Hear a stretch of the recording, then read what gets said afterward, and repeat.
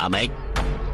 ឯងគ្រាន់តែជាបាញ់ព្រុញកពេកកប៉ុកហ៊ានប្រហិនដល់ម្លឹងផងឯងស្មានថាស្ដេចត្រាញ់យើង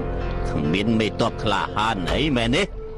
ដេញគេចេញទៅបងប្អូនខ្ញុំទាំង3នាក់ស្លាប់រស់ជាមួយគ្នាបើបងប្អូនខ្ញុំមិនឈ្នះអាចកាត់ក្បាលពួកខ្ញុំទាំង3នាក់បានខ្ញុំចង់លើកស្រាជូនដំណើរអ្នកក្លាហាននេះមិនបាច់ទេ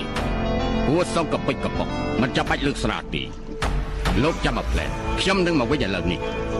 ពោលទី2ប្រយ័ត្នប្រយែងបងប្រុសទុកចិត្តចុះ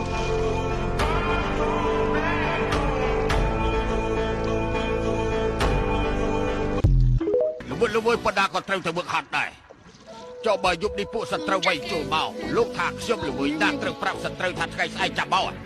ប្រាប់ពីទ័ពទាំងឡាយការវឹកហាត់ត្រូវតែធ្វើឲ្យខ្លាំងអ្នកខកខានអ្នកខ្វះស្មារតីត្រូវដាក់ពិន័យស្មើនឹងសង្គ្រាមបរាជ័យ